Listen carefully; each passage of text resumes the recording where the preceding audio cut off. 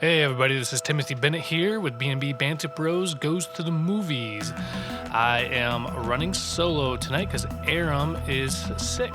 I think he got sick from his kid, just like I might be getting sick from my kid, because children are just a cesspool of germs. Anyway, we are going to finish up our John Carpenter segment, and this is going to be part 2. We had a little bit more to talk about than we expected, but we also kind of ranted a little bit, a couple beers in, and we just had a little bit more excess stuff to say. So with that note, I hope you guys enjoy.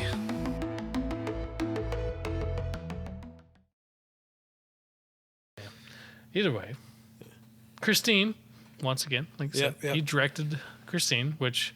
Why couldn't you have directed like another one, like, some other one? Well, I mean, Christine came out in 1983, so... I mean, to be fair, I think a lot of Stephen King's novels, like, his more prevalent ones were transferred into made-for-TV movies. A lot of his books turned into films. Well, yeah, but I think his more prevalent and longer and better ones ended up being made-for-TV movies, or the two-parters and things like that. Like, say, The Stand, The Langoliers was another one that was done like that. Even It was done like that originally. To be honest, though, the only adaptation that he's really said has done justice to his book was The Green Mile.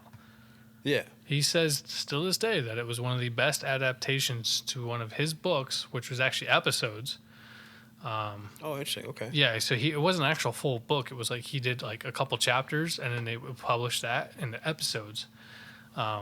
And he said that was the only book or adaptation to one of his books to film that did justice. And I've read the book, and it was fantastic, and the film does an amazing job at keeping close to the book. So I agree, it's very impressive. But I think the issue with Stephen King stuff is he's so original and he's so dark, and that people want to turn his stuff into films, but they're limited, especially if it's studio controlled.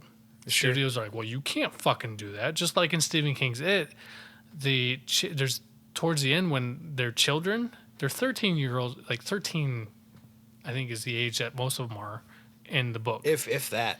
Well, they're like 12 or 13. They're definitely that age. And when they defeat the creature, the Pennywise creature, the first round, as kids, immediately after, like they didn't even leave the sewers, as far as I can remember. Yeah. They defeat it, and it goes back and it hibernates, which they think they killed it. Yeah. They end up having an orgy. I think I remember reading something about that somewhere. And that's weird. It's fucking, it's weird. It's disgusting. It's really creepy to think about. And Stephen King doesn't go like extremely detailed with it. Thank God. Yeah. Because that's fucking gross. But the reason why he did that was because he was trying to think of one thing that could create a sense of bond between these characters, of something that they've done so drastically as kids. What would be the one thing that they could really seal their bond together? And that was basically to have coitus with the one chick. I was going to say, that's a very... Yeah. And... Yeah, right?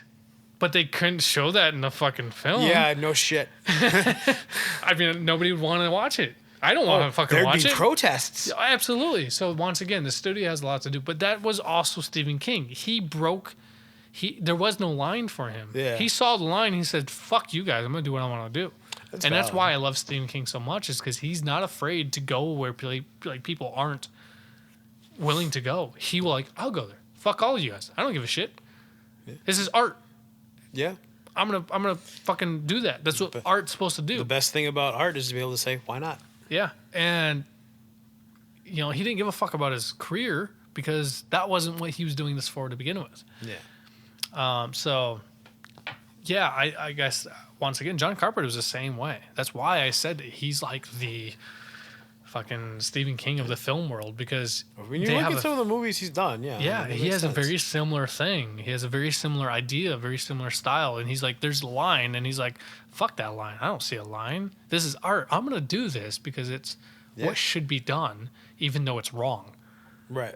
And it's just, yeah, it's crazy. But that's why he's done so many things that he's done. I believe it. And to go from The Fog, he did Escape from New York, The Thing, and Christine, to Starman, which featured Jeff Bridges. And who's the female lead in that? I don't remember. Let me look it up. But Starman was probably the first time that you got out of horror, and it became more of a sci-fi adventure. I don't remember that movie very well. Romance kind of thing. I don't remember it very well. Karen Allen? Karen Allen. Yep. Karen Allen. What the fuck was she in? God damn it. Now I'm gonna have to Karen Allen was in Indiana Jones and Groundhog's Day and National Lampoon's Animal House. Groundhog's Day? Yeah. Who is she in Groundhog's Day? She's the woman. No, that's Andy McDowell. Oh, is that? No. Well, maybe I'm thinking of the wrong one. Am I thinking of Scrooge? Scrooge, yes. Maybe okay. Yeah. Okay. I know who you're talking about now. Yeah, Scrooge. Yeah, Scrooge. That's the one I was like, thinking of. wait a minute. Sorry, God, it was a Bill Murray film. Yeah, Scrooge. That's the one I was thinking of. For sure. Yep. But she plays the love interest in that movie. Indiana Jones, definitely. I remember. Wait, I remembered somebody from Indiana Jones. I just but then you said oh, she's in Groundhog's Day. I was like, wait a minute. Sorry. Yeah, sorry. The other Bill Murray film.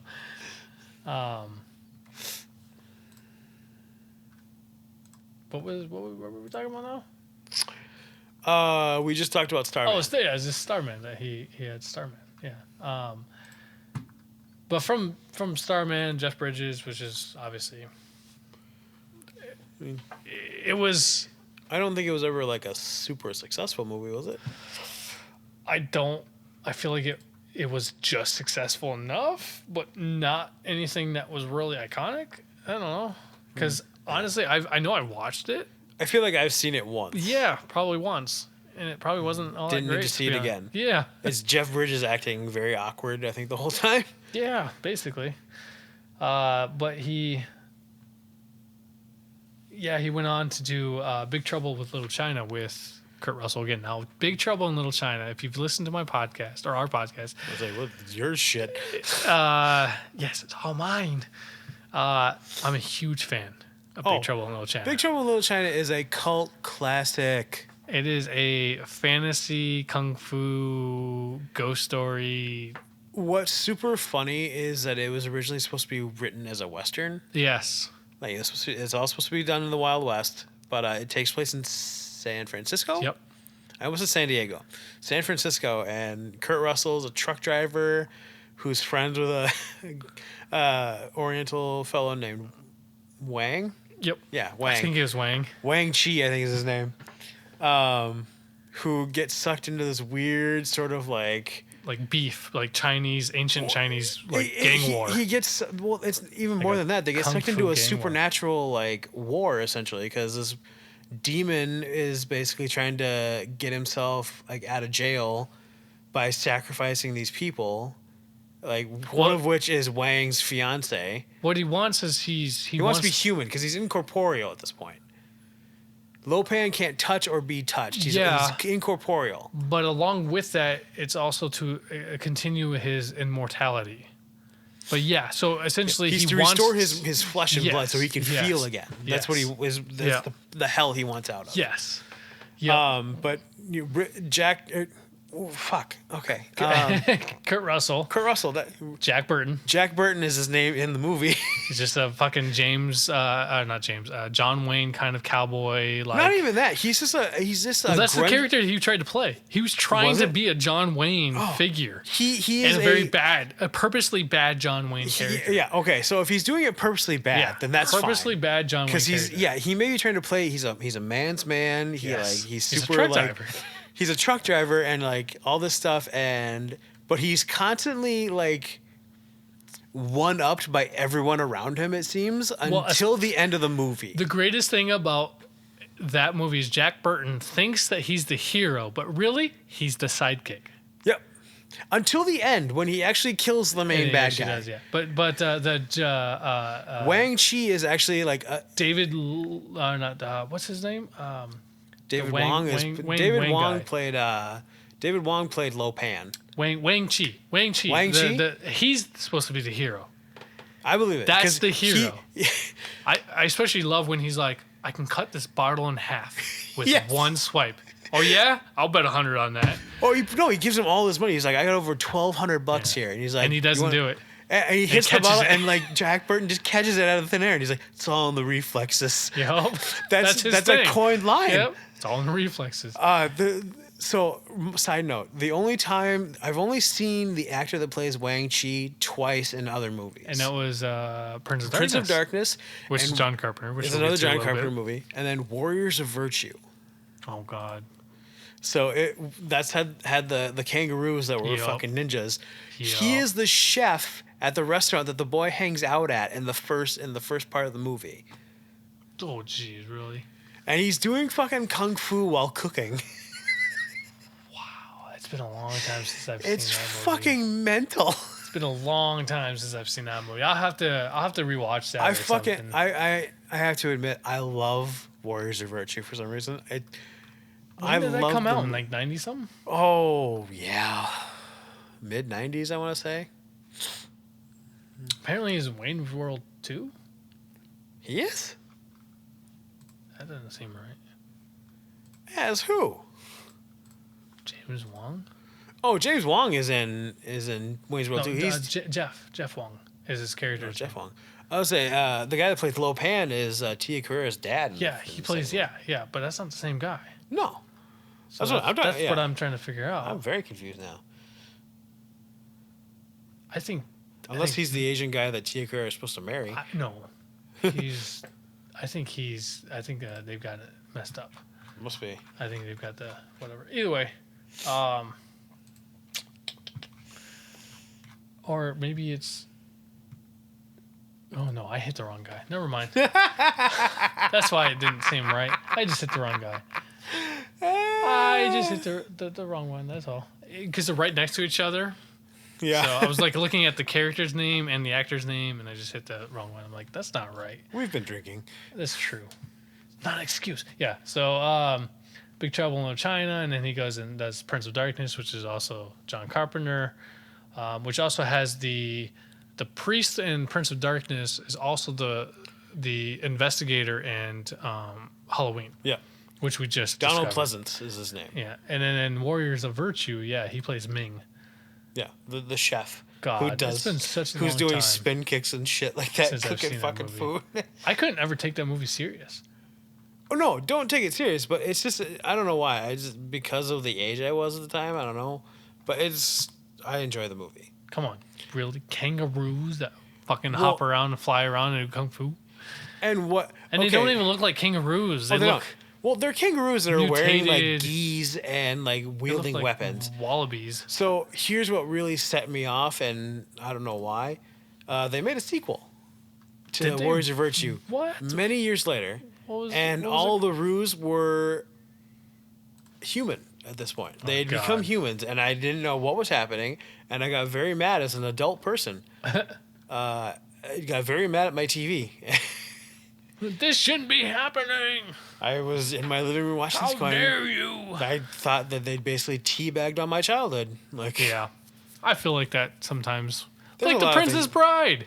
Somebody tried telling me that they were redoing The Princess Bride. I'm like, that movie should never be touched as a reboot. Do you want to see a whole country riot? Reboot The Princess Bride. Right? You will see people in their late 20s to like early 40s that will maraud through That Hollywood movie and raise that place should to the ground. never be touched. It does not need Leave it to be. be. It is perfect the way it is, and it is timeless. Yep. So don't fucking touch it. I will write. I will petition. We will get back in on this when we You do saw the Capitol. What happened Right. to the Capitol? Just dare you to we'll touch get- the Princess Bride. We'll get back in on this when we cover Rob Reiner. Sorry. I'm sorry. Oh, I got upset. Tiger got let out of his cage. Anyway, back to John Carpenter. We did, talked, Prince of Darkness was the last one we talked about. fucking yeah. Prince of Darkness is a jacked up horror movie. Prince of Darkness came after Big Trouble in Little China. Yeah, but Prince of Darkness wasn't as popular. It wasn't as big, but people who know his work obviously know it. I would say after that would be They Live. Yep. Which featured a WWF at the time, right? Yeah, at the time it was rough. He went all over the place though. So Roddy Piper, if you don't know, fucking look him up. Roddy Piper sporting a blonde mullet. Yep. Isaac Hayes? Not Isaac Hayes. That's not Isaac Hayes. I don't know his name. Hold on, I'll look it up. Yeah, the guy he was in like Chef, right? That's Isaac Hayes, right? Chef. Yeah, and like South Park. That's Isaac Hayes. Yeah. Yes. He's in that film. I'm pretty sure he's the black guy in the film. He's also in another film with Escape from New York. I feel like that he's in that same film. I guess I could just look it up. It's right Guy's here. name is Keith David. No, that's not who I'm talking about. Oh man, yeah. Keith David and Roddy Piper get in a fight in the alleyway. Keith David he also a big guy he too. did the voice of Goliath in the Gargoyles movies or show. Oh, Keith David's been in a fucking bunch of shit. Yeah, he's a great actor. I like that guy a lot. Yeah. I like his little thing in Community. But yeah, no, okay, yeah. I think I was thinking of. I felt like he was, for some reason, all black guys apparently look alike, which isn't true. You have trouble with black guys, Asian guys. But Isaac Hayes was in Escape from New York. That I believe. I feel like he was in there. This is before he became like all. Super Scientologist? Is that what it was? I'm pretty sure he's a Scientologist. I think that's what made him leave. Isaac Hayes. That's what made him leave South Park? South Park was because they made fun of Scientology and he got upset. Oh, please. Go Cry River. Go Justin Timberlake yourself. Cry me a river. Yeah.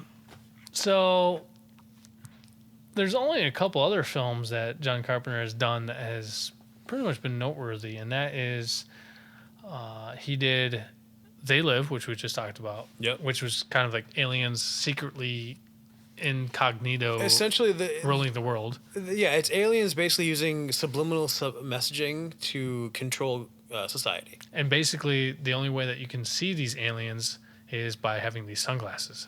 Yeah, which was a weird fucking fulcrum for that It's whole like thing. X-ray vision sunglasses.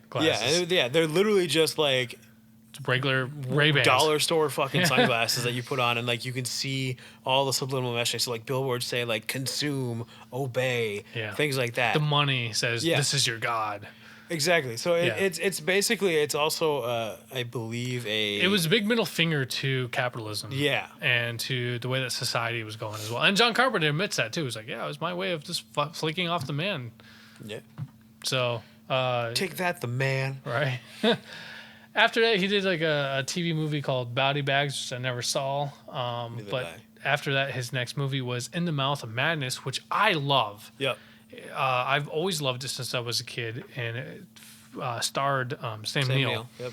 And it was loosely inspired by In the Mountain of Madness, which it took me the longest time until I started getting into reading more Lovecraft to understand where you get the influence from. And it was talking about In the Mouth of Madness. It's talking about like there's a dimensional difference between like heaven and hell and other entities. Mm-hmm. And then in the Mountain of Madness, it's about these archaeologists discovering in this mountain that there were these creatures, outer space creatures that come from something other. Cthulhu it's an otherworldly thing. Yeah.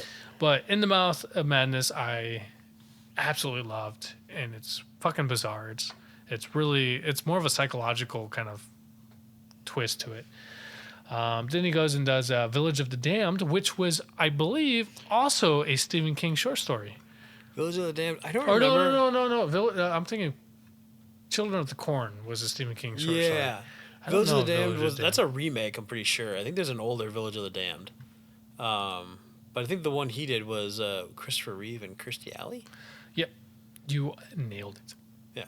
Christopher Lee, Mark Hamill's in it. Christopher Reeve? Reeves? Christopher Lee in it too? No. Christopher Reeves. Oh, I thought you said Christopher Lee. I was like, wait a minute. Did I say that? I thought you did. I don't know. I don't know. I could have. It wouldn't This be the is first all time. we'll go back and listen. This is all being recorded. But yeah, Mark Hamill's in it too. Is he? Oh, okay. Yeah. It's been a long Plays time since I watched Reverend George. that. Interesting. Been a long time since I've ever seen that. I haven't seen it for a very long time as well. But then again, it also came out in like 95. So I remember it being creepy as fuck. And I remember it made me never want to have twins. So, especially with platinum blonde hair. Yeah, fuck that. After he did that, he did Escape from L.A., which was the sequel to Escape from New York with Jack Burton. Or not Jack Burton. Yep. It's technically Jack Burton. It's Jack Burton, the guy that played Jack Burton. Snake Plissken. Yeah. So Snake Plissken was obviously like the man's man, the comic book character brought to life. Yeah, he was the action hero essentially. Like yes. And really, the only difference between the two movies, in really much retrospect, is that he changed his pants from denim jeans to leather. Yeah, and he had an eye patch. No, he had an eye patch on the first one, didn't he? Oh yeah, no, yeah. I see what you're saying. He had a brown leather coat in New York, and in the L.A. he had a black leather trench coat. Yep. That might be the other thing. But yeah, otherwise, I think they're basically the same movie. Pretty much. I mean, they're good. I especially I had like fun with them. Yeah, the second one, the sequel didn't get as much positive reviews. Well, but I think because it was the same movie. basically, it was just on the other side of the coast. Yeah, and people kind of like didn't take well to that. And it was, But it was also almost a decade between. Yeah, and I think that was the other issue. Escape from LA was in '96, and fucking if they had done it, Escape from maybe New York was what was it? It's fucking 90 or 81. So yeah, I think if they had maybe done it, like right after one another, less than 5 years apart, it might have actually been a bigger success. Maybe. I still like Escape from LA. I wasn't a huge fan of Escape from New York compared to Escape from. I enjoyed Escape from LA more. Also, Steve Buscemi's in it. Yeah. So is Robert Redford. He's the guy that surfs with Snake Plissken across. I thought that was Peter. It is Peter Fonda, not Peter Frampton. Not Peter Fonda. You're right. Yeah, not Robert Redford. Yeah, not Robert Redford. I get those guys mixed up. Peter Fonda. Yeah, because there was no rehearsal done. It literally, they went out to dinner. Like Dinner. Like John Carpenter's like, hey, let's go out to dinner. Let's talk about dinner. Where the fuck's that coming from? I'm gonna start saying that. Let's go out to dinner. See how long people say, what the fuck is wrong with you? Went out to dinner and they were going to talk about the movie. Instead, I guess John Carpenter and Kurt Russell just like, let's talk about Dennis Hopper and all the dirty secrets from Easy Rider. So, and then the next day they started shooting. So, yeah, and then he goes and does Vampires. Which I enjoyed. I have the VHS. I feel people give that movie a lot of shit. It's probably because it was James Wood. Not too many people were a big fan of James Wood and like the least well-known Baldwin brother. Steven. No. I think it was Danny. Danny. Yeah. Or Daniel. I don't know if he likes to be called Danny. Dan. Yeah. But yeah, Daniel Baldwin and James Woods. He was in the Saw movies, I think. Was he in one I know of them? Donnie Wahlberg was. Donnie Wahlberg was in one of the Saw movies. Danny Baldwin, Donnie Wahlberg. Know who you're fucking talking about? And I believe his family fucking. I believe the female lead in Vampires was Frank Zappa's daughter. What, Moon Unit? So you have James Wood, Cheryl Lee. No, so she's Jason Scott Lee's daughter, or Bruce Lee's daughter, one of the two.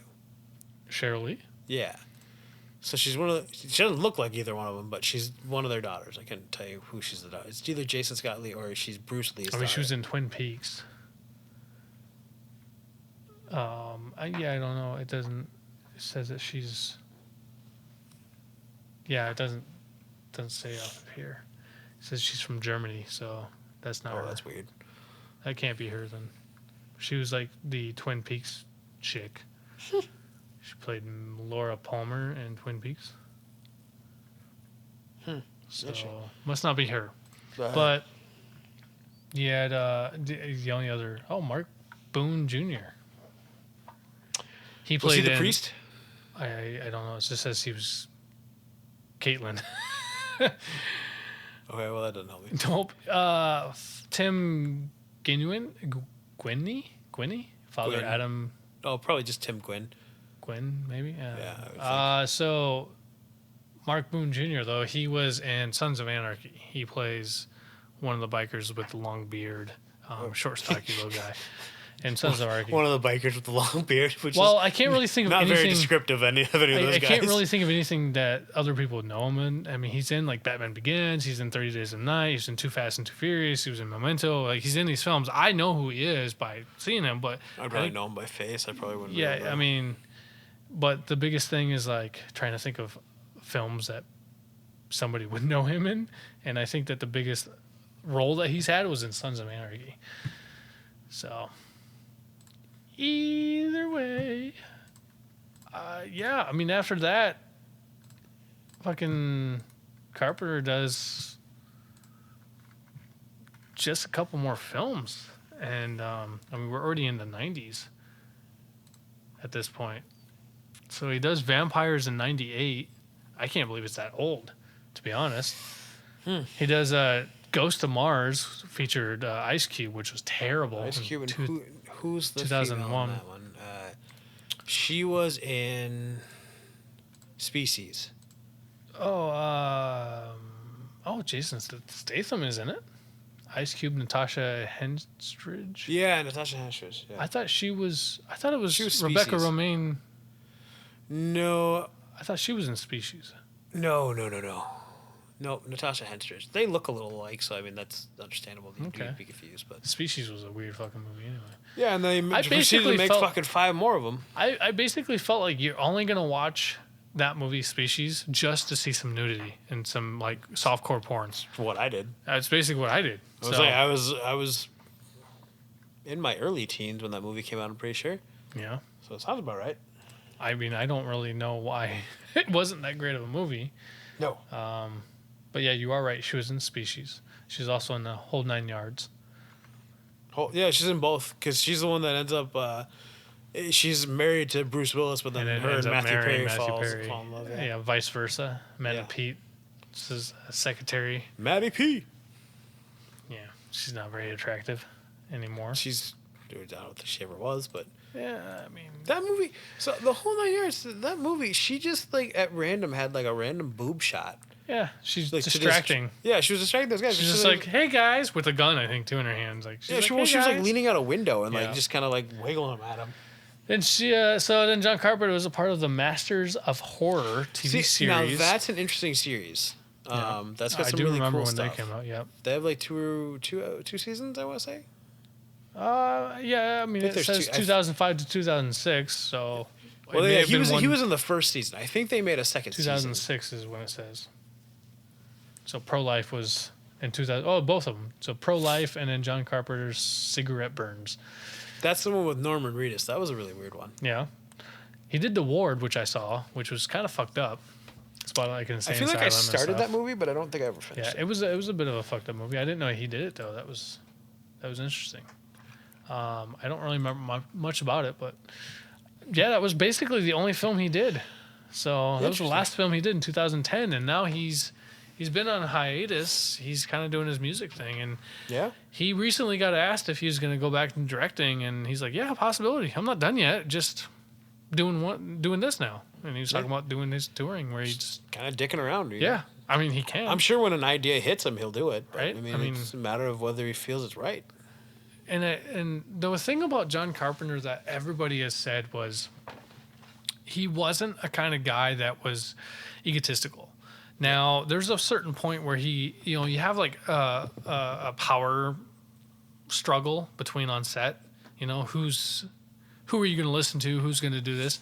I guess the best way that John Carpenter has ever dealt with anything that went against his vision and power struggle is like, all right, well, if I'm directing this film, I'm going to be in my trailer. You guys let me know when you're ready to do my movie. Word. And he would go sit in his film or in his trailer while people were trying to do whatever, and he's like, oh yeah, that's right. This is his movie. Yeah. And that's how he dealt with shit. He's like, I'm not gonna sit here and argue with you. It's like, It's my movie. Like, it's my movie. Yeah. Right? That's valid. You let me go. You let me know when you're ready to do my movie. And that's what he did. Fuck yeah. I know Kurt Russell said that he's a scary guy when he got mad, and he's seen him mad. He's like one of those skinny skinny tough boy white guys. Like he just, when he got heated and he got mad, I wouldn't want to be in his way. And Kurt Russell was not a small guy. Right. Well, how big is Kurt Russell? He's probably 6'2", and Yeah. at the time he probably wasn't as built, but you know, if you see him in like as Snake Plissken compared to like Jack Burton, he had gained some weight and muscle mass. But he also probably did Tango and Cash at the time. He was also probably doing Soldier, which he gained a lot of muscle mass for Soldier, which was in the late 90s with Jason Scott Lee. And yeah, I don't know. He's like, yeah, I wouldn't want to be on the other side of his fire. That's kind of funny. Those are the kind of guys that are funny, because I remember listening to another podcast called How Did This Get Made? They talked to Danny Trejo at one point.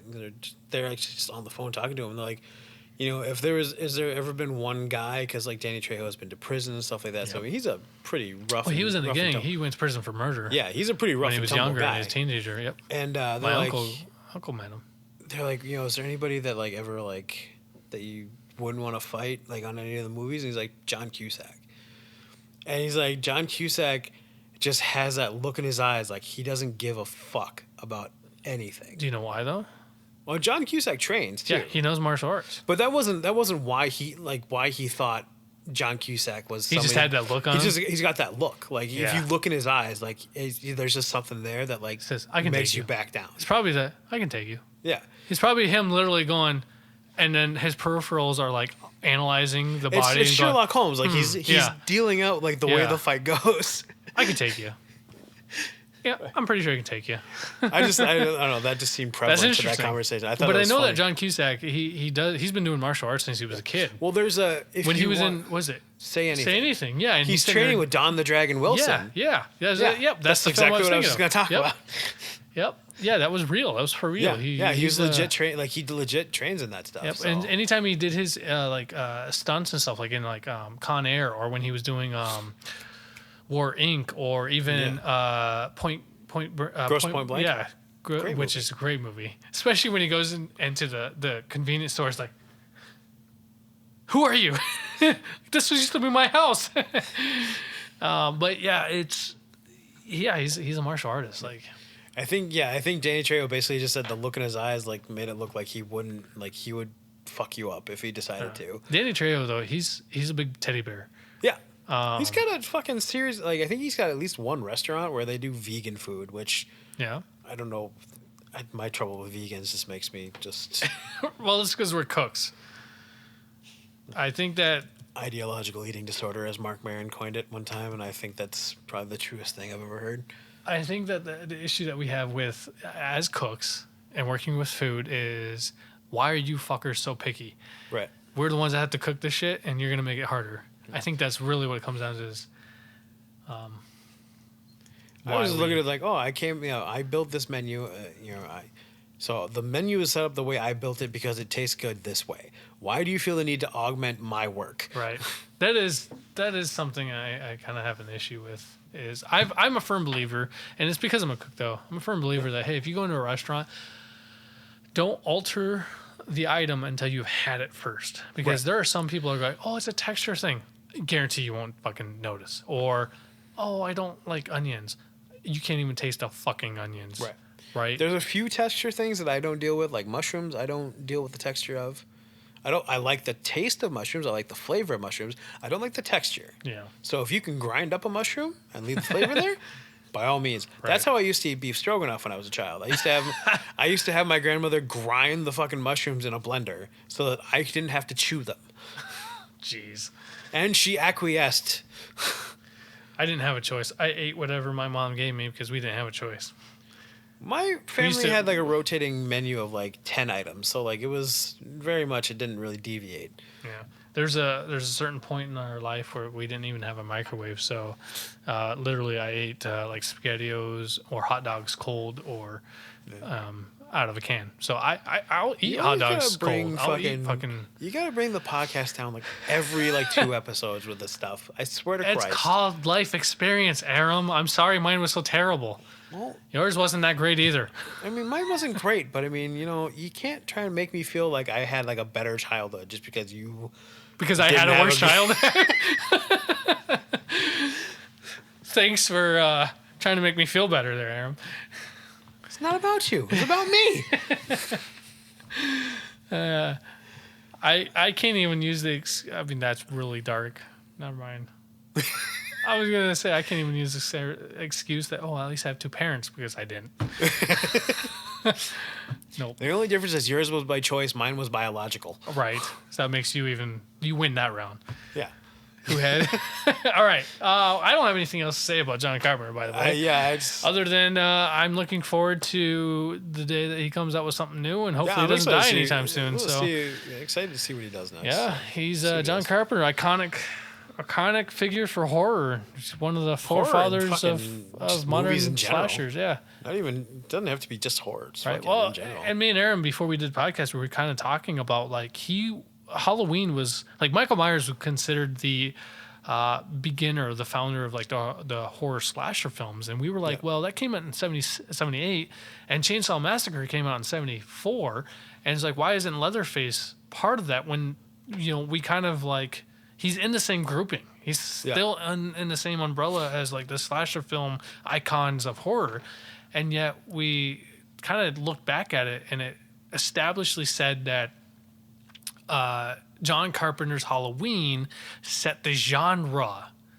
of the modern slasher horror films as of Nightmare on Elm Street and Friday the 13th. So that kind of explained a lot. And I think that was something that we spent like 20 minutes trying to figure that out when you got here. So yeah, Michael Myers, man, John Carpenter, he's iconic. Most definitely. He's also inspired so many great directors, like Robert Rodriguez, for example. Huge fan. Like Robert Rodriguez said when he first saw Escape from New York, that was what inspired him to want to do film. And then he went home and he grabbed his camera and he did a small little animation, like a clay animation, like stop motion animation.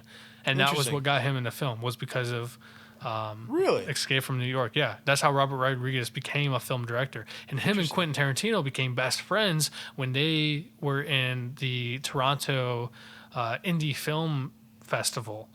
And I think it was that Reservoir Dogs, Quentin Tarantino was there for Reservoir Dogs, and Robert Rodriguez was there for El Mariachi, which eventually turned into Desperado. Yep. And they were there and they spent like an hour or 2 just talking in a very busy, loud, like hotel lobby, and that's how they become best friends. And Robert Rodriguez is an interesting character. I saw him on the Chef Show on Netflix. There's an episode where they go and hang out with Robert Rodriguez and he cooks and stuff like that, because he's gotten into cooking in his later years. Yeah, he's a very interesting guy, and he's like 52 years old. Really? Okay. Yeah. But yeah, he seems very mellow. Like he seems like a very quirky, just sort of very soft spoken. I was surprised. So was compared to Quentin Tarantino, he's very soft spoken. Oh my god, yeah, because Quentin Tarantino can't keep his mouth shut. Yeah, that's true. Like Quentin Tarantino was all about like he's just so boisterous. He's just so. But when you talk about films, he's very passionate. Yeah. Honestly, he's probably one of the most vocally expressive, passionate people about film. Yeah. He is a straight film lover. But that's how John Carpenter got into filmmaking. There wasn't anything else that he thought he could do. He saw the films and he fell in love with films, and then he went to school and there was nothing else. Yeah. Like a lot of people who succeed, he didn't have a plan B. That was what he was going to do. Right. And so I guess someday maybe I'll find some kind of passion like that. Yeah. For the longest time for me it was cooking, and nowadays it's D&D. Yeah. Yeah. I mean, honestly, like that's kind of taken its place. Like that, there's nothing really that for however long now, it's been one of those things that like cooking just hasn't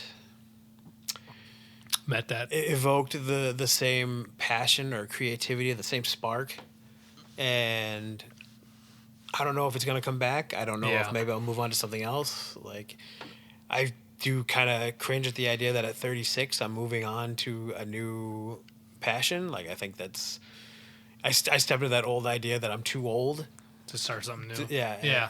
Not that I mean, I know I'm not too old, but at the same time, there's that part of me is like, dude, you're gonna be 37 in a couple months. Yeah. Figure your life out. I will honestly say, like, our podcast is definitely something that I enjoy a lot, and I do get excited about. Me too. And I don't know quite if it's a passion, if necessarily, although I do love film, and I'm pretty passionate about film. So it does kind of, coexist to each other. Exactly. And therefore, when we do our podcast, I get pretty excited. But honestly, I think that it's the writing, it's the world building, it's the creativity of, like, coming up with nothing. I mean, I'm an artist, but I think I'm super passionate about creativity. Mm-hmm. And I think it's starting to lean into the idea of, like, I may not be passionate to the point I'm physically able to sit there and spend hours and hours at a typewriter or anything like that. I got other responsibilities and I got other things that kind of take my attention, but I'm consistently in my head coming up, and I'm very passionate about coming up with new stories or new twists or new things, and that's something I'm passionate about. I was speaking with somebody that we were talking about D&D, and I was like, honestly, I envy you in that respect, because I struggle heavily with the idea of world building, which is kind of what stopped me a lot in, like, any earlier endeavors I took to writing, where, like, I wanted to write a novel. I had the idea for character-wise a concept, because characters I can come up with. I'm that's kind of my area of, like, passion, is creating a character that, and knowing the way the story should go for them, like, emotionally and things like that. I can build that, but it's everything else around it that's supposed to affect that story, I have a lot of trouble with. Well, and that's something that D&D is really helping me with, is that character dynamic of dialogue. I don't have a problem creating characters. I don't have a problem creating backstories of characters. It's personality towards dialogue, making sure that the dialogue sounds like a personality. That is what I've always struggled with. Sometimes I get pretty lucky, and I will say D&D is one of those that I'm kind of forced into doing it, and therefore it's kind of brought a little, like, discomfort, but yet I gotta do it and figure it out anyway. For sure. And it's helping me, and I will say D&D, if anything, has really helped advance or help discipline me or help inspire me even more into knowing that one of these days I can sit down and write. For sure. Because I'm having to do so much detail-oriented writing for our D&D sessions. Now that I have a secondary campaign going as well, I'm like, it's almost becoming too much. For sure. I've been toying with the idea of trying to actually sit and maybe try to write a campaign, but I don't. Do something simple. Just take from what you know, like movies and things like that, books, and whatever. That's kind of what something I've been. Simple. That's another thing I've discovered Reddit for that too, like people talking about writing campaigns and things like that. Like, it's, I don't know. It's one of those things I've been toying with. I haven't completely committed yet. I don't want to, like, bite off more than I can chew. Well, so I told you I'll help you with that. So I've got to sit and actually read the books and, like, actually get my understanding of the rules down. You don't even have to do that. The rules have nothing to do with you creating the world. It's you applying the actions that the characters have to do within the rules. The rules do not have anything other than maybe if you're going to place a particular creature within something, then it might behoove of you to ignore the capabilities or the abilities of creatures. For example, if a creature can, like, plane shift, then obviously you're not going to be able to cage it unless you have some kind of magical force that binds it from plane shifting. Right. Kind of for sure. That's the only thing. Otherwise, just you got to create a world, you got to create a conflict, and you got to create a mission. Create things that prevent the characters from easily accessing that mission by throwing in random encounters here and there, or making difficult puzzles, or things of that nature. Puzzles are a daunting idea. I know you don't like puzzles either. No, what's funny is I do. Like, I'm just not like Good at them. I'm not quick about them. I have to be able to sit and take my time. Yeah. Sometimes. Like, you and can't do I'm that. very much a trial and error guy, so I have to be able to try them a couple times before I figure out, okay, this is how this works. Right. Still, I've bear witness to this, and it's sometimes a little baffling, a little headachy. I'm just Doors give us trouble in D&D. well, I've mentioned this before. Doors and DMs and players have created trust issues since day one. So, anyway, we're kind of off topic. That's for a different discussion. That was John Carpenter, right? Filmmaker and icon and filmography and all that stuff. Anything else you want to say? Anything noteworthy? No, I think I I've said don't think so. everything I gotta say. We kind of covered everything. I think we've hit on the hits and Yeah. So Yeah, if you don't know who he is or seen one of his films, go check it out, because definitely Big Trouble in Little China is worth watching. Oh, most definitely. I think out of all of his films, that's the only one I would say go watch. That is the Big Trouble in Little China is like the cult classic. Yes. Of his catalog. It's if you were to meet The Princess Bride and The Goonies and combine them in a Oriental kind of setting, kung fu movie, I guess. There you go. Right. That's what you have. There's guns. There's martial arts. There's magic. Mortal Kombat. Yeah. There's magic. There's fucking. They literally have a Raider figure, like a Raiden figure. I said Raider. Raiden figure. Yeah, the three storms. Yeah. There's thunder, lightning, and rain. Yeah. And rain is the one that's. Well, rain is the one that keeps wearing the fucking hat. Either way, Thunder's the one that blows up, and lightning is the one that. is Raiden. Yeah, essentially. So, all right. Well, that's it for this episode. I'm Tony C. Bennett, With Aram, and we'll catch you later. Thanks. Peace.